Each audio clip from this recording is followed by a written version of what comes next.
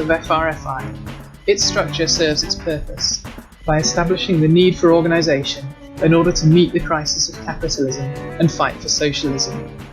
This programme is in no way fixed and is open to suggestions. It remains therefore a work in progress. It is being discussed in open forums across the country where FRFI supporters are active. New comrades wishing to take part are more than welcome and should contact our national office or contact the local regions to participate. In this section, we're going to look at what imperialism is and how developing an understanding of Britain as an imperialist country is key in allowing us to make the concrete and informed political decisions we will need to make. 150 years ago, capitalism was in its infancy, and by the end of the 19th century, it had become a worldwide system, and it divided the world into oppressed and oppressor nations. Capitalism had developed into imperialism. Today, a process which is often labelled globalisation is creating the very conditions which produced those dramatic shocks to the international capitalist economy before the First World War. Conditions where the socialist message can once again take root. Britain, Parasitic and Decaying Capitalism, an article from FRFI issue 194, published in December 2006 by the Revolutionary Communist Group. Britain is a major imperialist power. Over the last 150 years, the very structure of British capital and, therefore, the nature of the working class movement have been determined by this obvious, but, until recently, seldom acknowledged reality. The imperialist character of Britain has been decisive in determining all the major economic and political developments in this country. Yet it has taken the brutal and barbaric US and British occupation of Iraq and Afghanistan and the growing resistance to that occupation to force the term imperialism back into the political vocabulary of the left. David Yaffe analyses the nature of British imperialism. This acknowledgement of the existence of imperialism is a step forward and is to be welcomed. But, as will be shown, the British opportunist left acknowledges the existence of imperialism only to deny imperialism's central characteristics. This is inevitably reflected in practical political activity and presents a serious obstacle to the development of a revolutionary working class movement in Britain. That is why it has to be exposed. It is, therefore, necessary to briefly outline the central characteristics of imperialism before analysing the particular concrete features of British imperialism today. Imperialism is fundamentally monopoly capitalism. It is the historical period of the decay of capitalism and is characterised by parasitism. Imperialism is the era of finance capital, in which enormously concentrated banking capital has fused with industrial and commercial capital. The export of capital, that is, global investment, as opposed to export of commodities, becomes the distinguishing feature of imperialism. As a result, capitalism has grown into a global system of national oppression and of financial strangulation of the overwhelming majority of the population of the world by a handful of advanced countries. Imperialism divides the world between oppressed and oppressor nations. At the same time, it brings about class differentiation within both the bourgeoisie and the proletariat. The existence of purely parasitic financiers, or rentier class, and the labour aristocracy bribed out of the super profits of imperialism. Finally, after the territorial division of the world by a small number of rich capitalist countries at the beginning of the 20th century, the different pace of development of monopoly capitalism in different countries drives nations into conflicts that can only be resolved by force, that is, by war. Lenin was concerned to show how imperialism splits the working class movement and creates opportunist currents in the working class movement internationally, arguing that, quote, "The fight against imperialism is a sham and humbug unless it is inseparably bound up with the fight against opportunism." That is why he attacks Kautsky, who attempted to contain irreconcilable trends of the left and right within the same socialist movement, to justify unity with the apologists of imperialism, refused to fight opportunism, and found himself and his followers united with extreme right-wing opportunists supporting imperialist war. Kautsky detached the politics of imperialism from its economics. Kautskyism, Lenin argued, is not an independent trend, because it has no roots either in the masses or in the privileged stratum of the working class, which had gone over to the side of the bourgeoisie. It attempts to reconcile the working class with the bourgeois Labour Party, to preserve the unity of the working class with that party. It is, Lenin argued, the inevitable fruit of the ideology of the petit bourgeoisie, whose entire way of life holds them captive to bourgeois and petty bourgeois prejudices. Such tendencies have to be combated by the party of the proletariat. Although Britain does not yet have a mass socialist movement, Trotskyism began to emerge as an ideological trend within the anti-war, anti-capitalist movement when it had the potential to develop into a mass movement against imperialism. The Labour Party's role in aligning Britain with US imperialism in the renewed wars in Afghanistan and Iraq altered the political parameters. It was no longer credible for those claiming socialist credentials to maintain political links with the openly imperialist Labour Party and attempt to build a mass socialist movement with significant forces within official Labour movements. A new mass socialist movement could only be built outside of the Labour Party and official Labour movement. Hence the return of the largest left organisation in Britain, the Socialist Worker Party, SWP, towards the anti-capitalist and anti-war movement with few links to the traditional Labour movement. Likewise, the SWP played a central and crucial role in building Respect, and, in Scotland, aligned its organisation with the Scottish Socialist Party in its efforts to build a new Social Democratic Party, a more credible bourgeois Labour Party. So, in the rapidly growing anti-war movement, which peaked just before the invasion and occupation of Iraq, the SWP leadership successfully fought to contain the inevitable right and left trends in that movement with one mass opportunist organisation, preventing a decisive break with the bourgeois Labour Party, with the right opportunists blocking the emergence of a mass anti-imperialist, anti-war movement. This is the form Trotskyism has taken in Britain, and to combat it we need to understand the nature of British imperialism in the present period. To quote Lenin from Imperialism, the highest stage of capitalism, capitalism, which began its development with petty usury capital, is ending its development with gigantic usury capital. Lenin was describing the French imperialism at the beginning of the 20th century, but it is even more applicable to British imperialism today. Britain's relative industrial decline has been combined with dynamic, aggressive imperialist expansion of commerce and finance overseas. This development has now reached unprecedented levels. Britain's overseas assets in 2005 were $4,837.1 billion, nearly 4 times Britain's GDP. 56.4% of these assets, $2,727 billion, more than double Britain's GDP, were other investments, mainly loans and deposits abroad by UK banks, a gigantic usury capital. Only 15.6% of the overseas assets, $753.2 billion, were direct investments, and investment in enterprise abroad with 10% or more shares or voting stock, and 27.5%, $1,332 billion, were portfolio investments, investments in shares, bonds, and money market instruments. Britain's overseas assets are now increasing every year by around 60% of Britain's GDP. Since 1997, when the Labour government came to power, they've increased nearly 2.5 times. In 2005, at the current exchange rate, they were 92% of the size of US foreign assets, which was $9,190.5 billion to $10,008.7 billion. However, the foreign assets of the US were only equivalent to around 80% of the US GDP. Britain's foreign assets are matched by even greater foreign liabilities of £5,006 billion, leaving a net external debt of $168.9 billion, 13.8% of GDP.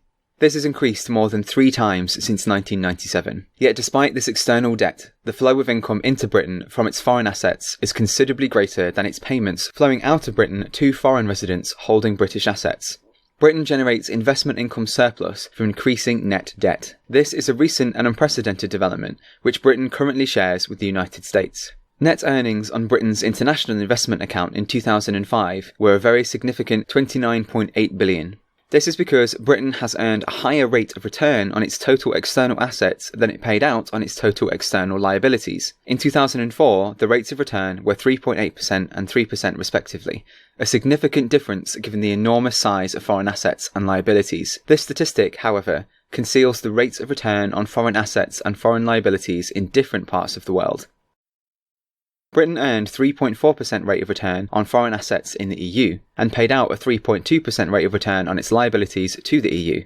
In the case of the US, the rates of return were 3.7% and 3.5% respectively. However, in areas which include most of the oppressed and less developed capitalist nations, the difference on the rates of return were far greater. So, for Asia, The rates of return were 3.8% and 2.2% respectively. If Japan is included, the difference in rates of return for Asia rises to around 3.5%. And for the rest of the world, 5% and 2.6% respectively, an enormous differential. So, Britain borrows cheaply to invest in assets that earn a higher rate of return. In particular, it has been accumulating many low-risk and low-yield net banking liabilities, and has been increasing net assets in higher-yield foreign direct investments, or FDIs. These dramatic statistics illustrate the parasitic nature of British capitalism.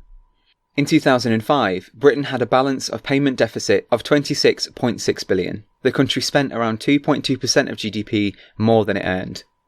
The deficit on trade in goods was a massive £67.3 billion, a record cash amount, and 5.5% of GDP. It will almost certainly deteriorate further, as the trade balance in oil has now gone into deficit, £1.2 billion in 2005. Without the surplus on service trade of £23.1 billion and the net income flow of the international investment account of £29.8 billion sucked in from surplus value produced in every corner of the world, the standard of living of the British people would have significantly fallen. Labour's justification of humanitarian wars, its support for military intervention in Iraq and Afghanistan alongside the US, is explicable in terms of the need to protect these vital global investments. And yet, many on the British left deny the parasitic character of imperialism. Typical is Chris Harman of the SWP, when he argues, whatever may have been the case a year ago, it makes no sense to see the advanced countries as parasitic, living off the former colonial world. Nor does it make sense to see the workers in the West gaining from the super-exploitation in the Third World. Those who run the system do not miss an opportunity to exploit workers anywhere, however poor they are. But the centres of exploitation, as indicated by the FDI figures, are where the industry already exists. From International Socialism, 99, summer 2003. This is a slightly different formulation of a position that has always been at the centre of the theoretical principles of the SWP. More recently, Harman has gone further and seemed to suggest that imperialists did not benefit at all from colonialism, and indeed flourished economically in the post-war period on losing their overseas possessions. Quote, so the British, French, Dutch and Belgian economies all boomed after the loss of their colonies, because the most profitable destinations for investment turned out to be the other advanced industrial countries. So it would appear that the imperialists had no reason to be imperialists at all, a blanket denial of the neo-colonial settlement that emerged out of the Second World War, and of the monopoly profits plundered from the underdeveloped nations throughout the post-war period. All this reactionary bluster from Harman is to deny the existence of high monopoly profits drawn out of the underdeveloped world as the material basis of a privileged layer of the working class in the imperialist countries. His argument for this is unsustainable, for we are not dealing with the normal exploitation of workers anywhere under capitalism, but with the super exploitation of the underdeveloped nations under monopoly capitalism, that is, imperialism. We are not speaking of the normal profits from the competitive capitalism, but of the high monopoly profits of finance capital, when a handful of very rich capitalist nations have a stranglehold on the majority of countries of the world. Can anyone today really deny the existence of monopoly profits or the domination of the Third World by the rich imperialist nations? Harman attempts to do this by concentrating on one component of capital exports, foreign direct investments, or FDI, but he shows little understanding of its composition and significance. FDI figures, he argues, show that the centres of exploitation are where the industry already exists. He does this by conveniently disregarding the massive shift away from FDI in production industries towards service in the so-called advanced capitalist countries, that is, imperialist countries, a category Harman is reluctant to use. Further, he fails to acknowledge that, over the last decade, an increasingly large proportion of high FDI between imperialist countries takes the form of cross-border mergers and acquisitions, or M&As. An ever-intensifying concentration of existing capital, and not new greenfield investment. The recent upsurge in FDI in 2005, and in the first half of 2006, reflects the greater level of M&As, an 88% rise of M&As in 2005 over 2004, especially among the imperialist nations. 5 countries, US, UK, Germany, France and Japan, are responsible for more than half of the accumulated outward stock of FDI in 2005, and just 10 countries for over 70%. So a small number of imperialist countries control the vast majority of the FDI throughout the world. Finally, Harman even ignores the nature and extent of FDI in the underdeveloped nations. The share of global FDI going to the underdeveloped and ex-socialist nations fell from an average of 42% in the period of 1992 to 97 to 20% in 2000. The peak of the mergers and acquisitions boom, rising again to 44.3% in 2004 during the period of low growth in the imperialist countries after 2001. So, the share of FDI in the underdeveloped countries has been highest in periods of recession and low growth in the main imperialist countries, as corporations are forced to export surplus capital to areas of potential expansion and growing markets. Even accumulated stock figures for 2005 show that, on average, FDI in the underdeveloped region is around 30% of the total global stock. Given the even official figures, ignoring the unofficial means of extracting super profits from the oppressed nations, such as transfer pricing, unequal exchange, special tax regimes, fees and commissions etc., show that the rate of return on investment in the underdeveloped countries is often around double that from the imperialist nations. The super exploitation of undeveloped nations cannot be in doubt.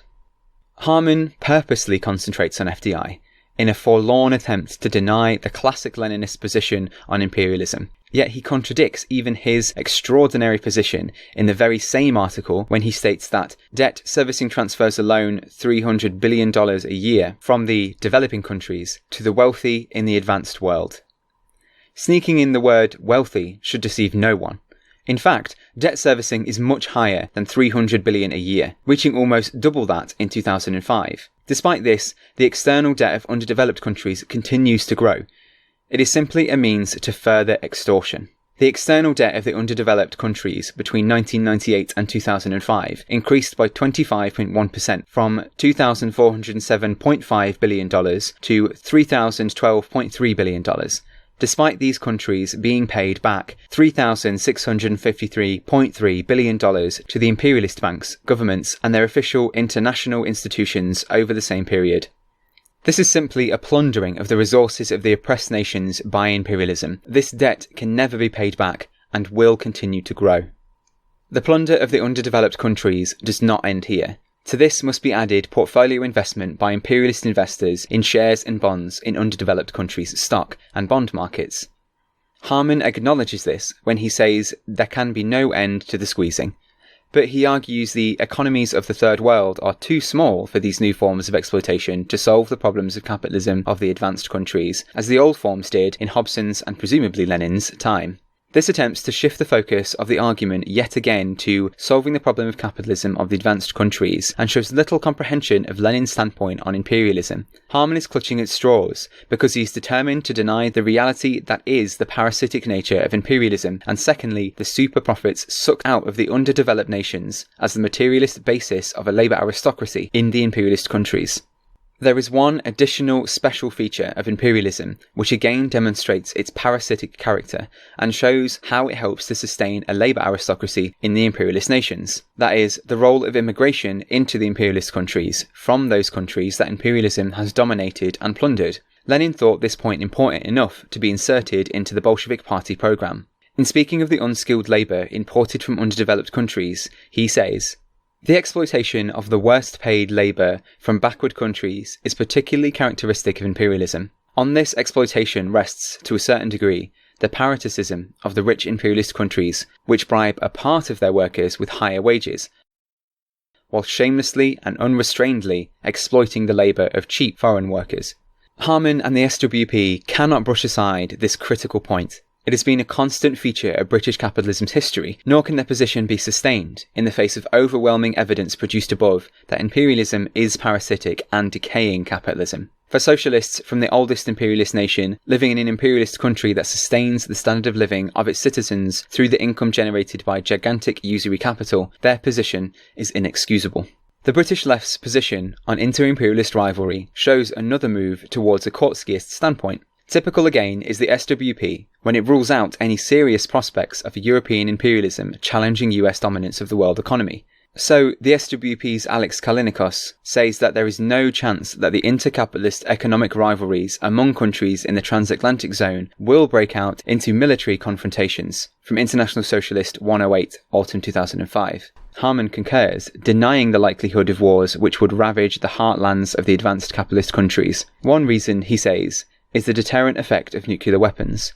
The other is that the very interpenetration of the advanced capitalist economies puts pressure on the states to exercise power outside of their own boundaries. Few capitalists, he argues, want their national state to destroy huge chunks of their property in other states, and most of their property will be in the other advanced capitalist countries. For Harman, the result of all this is that the major capitalist nations will conveniently settle their differences in less industrialized parts of the world. While Kalinikos, ruling out any European military challenge to the US, sees China as the great power with which the US is most likely to go to war. This is not only spurious, but wishful thinking. Lenin dealt with this kind of thinking when he pointed out these little wars, so called because few from the imperialist countries died in contrast to the hundreds of thousands belonging to the nations they were subjugating, were the prelude to a big war between the contesting imperialist powers. What differences are the major capitalist nations settling in less industrialized parts of the world? They are fighting for spheres of influence, for domination of the less developed parts of the world, and for the right to plunder and extract super profits from the greatest number of countries. Harman agrees that the US no longer has overwhelming economic supremacy compared to the other industrially advanced countries, and particularly the European Union. If US imperialism invaded Iraq and Afghanistan to strengthen its hand massively in economic and military standoffs with other big powers, is not an eventual showdown between the two dominant world economic forces, the EU and the US, inevitable? Elsewhere, FRFI has shown how, over the last 25 years, there has been a changing balance of power between the US, EU, and Japan. The relative economic decline of the US began in the 1970s and continues. The EU, which expanded to 25 countries on the 1st of May 2004, is economically stronger than the US, and its overseas interests are rapidly growing in relation to the US, whether of the export of capital or commodities. The EU now has a larger GDP than the US. Real demand in the US economy is rising much faster than real output. The US is spending some 6.4% of GDP, or $805 billion, more than it is earning. This has led to a progressive rise of US net external debt to the rest of the world, estimated of $2.55 trillion at the end of 2005. This is not sustainable. Sooner or later, this will be reflected in a major fall in the value of the dollar relative to the euro. These changes in economic strength must eventually lead to a redivision of the world according to economic power. Lenin was very precise about this. Quote, "The capitalists divide the world, not out of any particular malice, but because the degree of concentration which has been reached forces them to adopt this method in order to obtain profits, and they divide it in proportion to capital, in proportion to strength, because there cannot be any other method of division under commodity production and capitalism. But strength varies with the degree of economic and political development. In order to understand what is taking place, it is necessary to know what questions are settled by the changes in strength. The question as to whether these changes are purely economic or non-economic, example militarial, is a secondary one, which cannot in the least affect fundamental views on the latest epoch of capitalism. To substitute the question of the form of the struggle and agreements, today peaceful, tomorrow warlike, the next day warlike again, for the question of the substance of the struggle and agreements between capitalist associations, is to sink to the role of a sophist, from Imperialism, highest stage of capitalism. The issue of a European challenge to US domination, of the euro replacing the dollar as the dominant world currency, and the possibility of military conflicts between the EU and US cannot be simply dismissed in the cavalier way of many of the left. It is important to remember that after the US replaced Britain as the strongest economic power, it took 2 world wars, the Great Depression and fascism, before the US became the dominant global imperialist power, 45 years from the turn of the 20th century. And it took quite a few more years before the dollar pushed aside sterling as one of the world's key currencies. Until Europe is not only able to replace the dollar standard with the euro, but is willing to run the risk of a trade and investment war with whatever consequences that entails, the US will continue to expand its current account deficit and the US economy will continue to live beyond its means. Europe is clearly biding its time, watching as US imperialism continues to exhaust its resources on wars against the underdeveloped world. At some stage in the near future, it will be forced to act, and the world will again be redivided according to economic power. As the economics writer Larry Elliott puts it, the idea that the US will give up global financial hegemony without a fight seems fanciful in the extreme. However, like the SWP, he appears to dismiss the possibility of the euro replacing the dollar as a reserve currency, looking to the renminbi or rupee to play such a role. He conveniently appears to rule out military conflict and therefore revolutionary developments taking place in Europe. This is the context in which Britain's role as ally of the US in the brutal war and occupation of Iraq and Afghanistan has led to an increasingly strained relationship with the EU. How long the British economy can sustain itself outside of Europe, with Britain becoming more and more dependent on the parasitic dealings of the City of London, remains to be seen. The British ruling class knows that sooner or later it will have to make a choice between Europe and the United States. Whatever choice is forced on the ruling class, it is certain that any independent role of the City of London will be severely curtailed. All the conditions of economic and political life are being governed by the parasitic characteristics of British capitalism. The vast majority of workers are now employed in the service sector, with financial and business services becoming more prominent. While not all service sector jobs are unproductive, it is undeniable that there has been a massive redistribution of labour from the productive to unproductive sectors. Between 1979 and 2005, the total number of workforce jobs has increased 13.2%, while public service jobs have risen by 36.8%, total service jobs by 46.1%, and finance business services by a massive 111%. Manufacturing jobs have over the same period declined by more than half. Workforce jobs in the manufacturing sector in September 2006 at 3.03 million are at the lowest levels since records began in 1841. Manufacturing output at the end of 2005 was no higher than it was when Labour came into power in 1997. Over the same period, Britain's industrial base fell to less than 16% of the British economy. In 2005, financial services alone accounted for 8.5% of GDP, up from 5.5% 5 years ago, while the share of manufacturing has fallen over 1/3 in 10 years to 13.6% of GDP. Britain's share of total world exports has fallen to 3.6%, putting Britain in the 7th place internationally, well behind Germany at 9.8%, the US at 8.7%, and China at 7.36%. Britain's share of the world's manufacturing output fell from 3.8% to 3% in the last 10 years, while China's share rose from 4.2% to 8% over the same period. Even South Korea's share has overtaken Britain's, rising from 2.2% to 3.4%. Gross value added figures from 1997 to 2004, the latest information at the time this article was written, shows the rapidly growing importance of financial and business services to the British economy. In 1997, gross value added at basic prices by the manufacturing sector was $150.8 billion, or 20.9%, and that of finance and business services sector $198.9 billion, or 26.4%, out of a total value added of $720.6 billion. In 2004, the value added in the manufacturing sector had fallen to $147.5 billion, 14.1%, while that from finance and business services had increased to $344.5 billion, or 33%, out of a total of $1,044.2 billion. That is, more than 2.3 times the contribution of gross value added to the British economy by manufacturing. Distribution, hotels and catering at $160.6 billion, 15.4%, also added a higher gross value than manufacturing. Landlords buying rental properties were the biggest contributors to economic growth from 1992 to 2004, with income from letting private homes rising by $45 billion. Income from banking and finance came next, with a rise of $36 billion, or 139% over the last 12-year period. At the core of these developments is the City of London, which was a major, if not leading, financial centre for a great deal of the post-World War II period. Even today, out of 7 categories of international finance or business, Britain is ahead on 4, the US on 3, and other countries on nowhere. Britain leads in international banking, with a share of 20%, the US 9%, in foreign exchange, a trade of some $1,900 billion a day, with a share of 31%, where the US has 19%, in foreign equity, trading with a share of 42%, where the US only has 31%, and in over-the-counter derivatives, with a share of 42%, where the US has 22%. The banking sector is responsible for 70% of the massive other investments assets of Britain. This results from Britain's role as the leading international banking sector.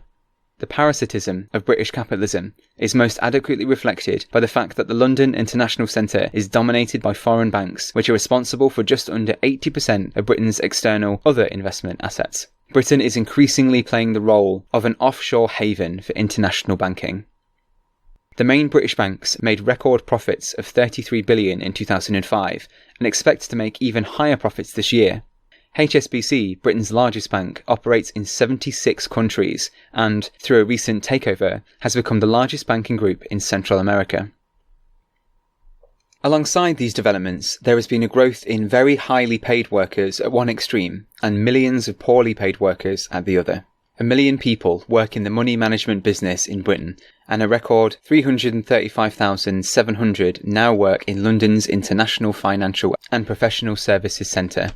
42% of Britain's financial sector's income is generated in London. This work is very lucrative. City bonuses this year reached a record 19 billion, equivalent to Britain's entire annual transport budget. Modern fortunes are more likely to be made from financial wheeler dealing, speculation and asset stripping than any productive wealth-creating activity. The share of Britain's wealth owned by the top 1% of the population rose from 17% in 1989 to 23% in 2002. The share going to the bottom half of the population has fallen from 10% to 6% over the same period. In 2000, the chief executives of FTSE companies earned around 25 times the pay of average workers. It is now close to 120 times. Record salaries are being paid to newly qualified accountants and IT contractors working in the city as new layers of privileged workers seek to share in the gains of the burgeoning financial and business sectors.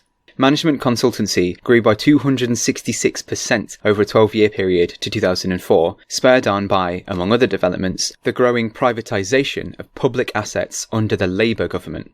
Whitehall consultants advising government departments are now costing more than $2.2 billion a year, leading to lucrative employment for another group of highly privileged workers. Despite more than 13 years of economic growth, the Labour government has barely begun to reverse the massive increase in poverty of the Tory years, and inequality has continued to grow. Labour has reduced the percentage of people living in poverty, below 60% of the median income after housing costs, from 25% in 1996 or 7 to 20% in 2004/5, and the number of children living in poverty from 33% to 27% in the same period. Yet, in 1979, around 13% of people lived in poverty, and 14% of children, so no real progress has been made, despite the fact that during the Labour's period of office, real median family income rose by 26%. Under Labour, inequality increased, with the top 10% increasing their share income from 27.7% to 29.1%, while the bottom 10% saw their share fall from 2% to 1.7%. Inequality between the bottom 20% and top 20% also grew, but by a smaller amount, and for those in between, there was only a very slight reduction. Real problems are on the horizon. Business investment in 2005 was at the lowest level in relation to the rest of the economy since 1967. Unemployment has hit the highest level for 3.5 years. Insolvencies are at record levels. 32,351 insolvency filings in the first quarter 2006, a 73% rise on a year earlier. Mortgage repossessions are at a 13-year high, 22,997 in the first quarter of 2006, a 57% rise on the previous year. These developments are not surprising, as consumer debt is at £1,160 billion and is almost the size of Britain's GDP, and 3 times the level of the 1990s. Mortgage debt increased 3 times to £967 billion. Unsecured borrowing 4 times to reach £135 billion. Credit card debt 7 times since 1990 to reach £58 billion. The average British household owes £83,772 if mortgage debt is included, and the average British person £3,175 if it is included. Britain is responsible for a third of all unsecured debt in Europe. This reality creates difficulties for the left in Britain, for it is an unmistakable expression of the parasitic character of British capitalism and of the related changes in the structure of the working class in Britain. The opportunist left must underplay this development. So the SWP's Jane Hardy tells us that while British capitalism has faced a more rapid fall in manufacturing than other advanced countries, the picture of the collapse of manufacturing is simply nonsense. Britain is still a significant exporter of merchandise goods, she claims, being ranked 6th in the global economy with almost the same world share of exports as China. The fall in manufacturing has, she says, been long in the making and is attributed to the complacency bred by monopolistic domination over the captive colonial markets in the 19th century, and the British ruling class's continuing inflated sense of importance and delusions of grandeur. This entire contradictory fluster is necessary for her to reach her dishonest and opportunist conclusion, which is, the working class is not disappearing, it is working in different places, neither is it turning into a privileged layer with better working conditions and wages. Although some people in the city earn exorbitant salaries, many jobs in finance are repetitive, hard and badly paid. From the International Socialist 106. It is a diversion to suggest that anyone is arguing that the working class is disappearing. What the argument is about is the nature and divisions within the working class under imperialism, and for the left in Britain to deny the parasitic nature of imperialism with the existence of a privileged layer of the working class based on the super-exploitation of the oppressed nations of the world is the inevitable fruit of the ideology of the petit bourgeoisie, whose entire way of life holds them captive to bourgeois and petit bourgeois prejudices. The parasitic character of British capitalism, its dependence on the earnings from its vast overseas assets, and particularly those of its parasitic banking sector to sustain the British economy, show its vulnerability to any external shocks. With such vital imperialist interests to protect, Labour's justification for humanitarian wars is explicable. Britain's relationship to Europe and the impasse of the British ruling class finds itself in over this question, whose resolution will have dramatic consequences for the rivalry between Europe and the US imperialism, and for the future role of the City of London, again can only be understood in this context. These facts underlie the Labour Party's commitment to the war in Iraq, and its efforts to draw in other European imperialist countries, and also the division in the British ruling class on the war. It finally makes clear the foundation of Labour's hostility to the growing resistance to imperialism in the oppressed nations.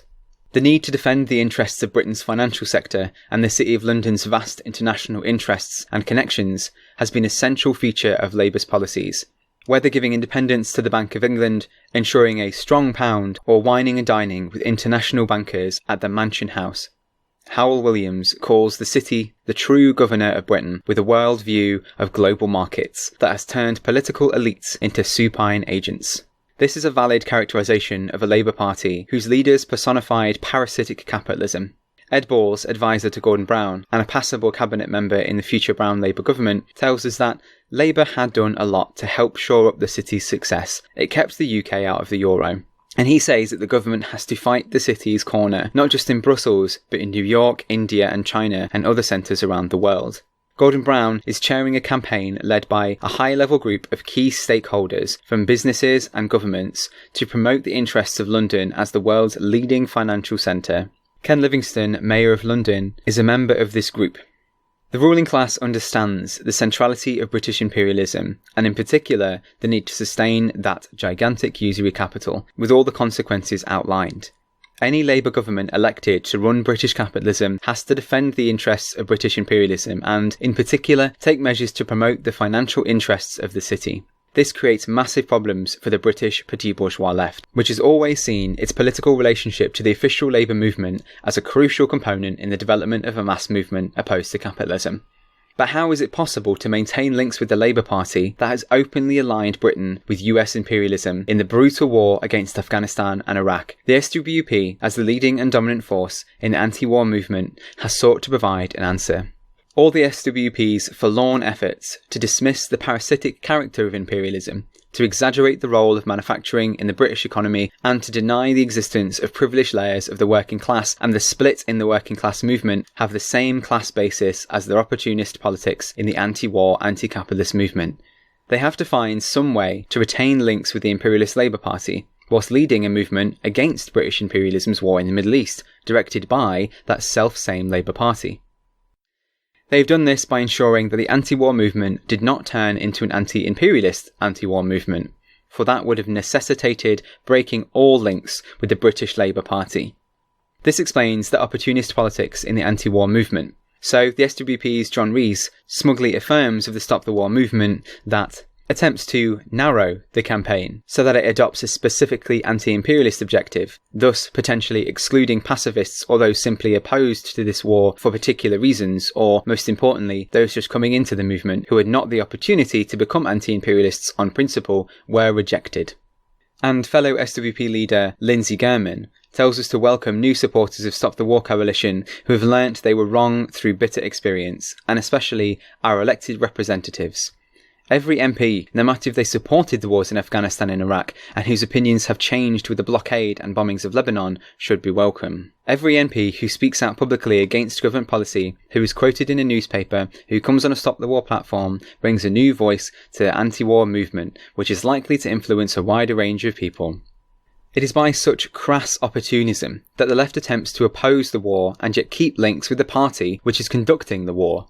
This is the form Trotskyism has taken in Britain, and the reason why no mass movement against imperialism has been built. The lessons learned from a Leninist understanding of imperialism make it clear that an anti-war, anti-imperialist movement can be built on the basis of a political movement that breaks completely and unequivocally from the British Labour Party.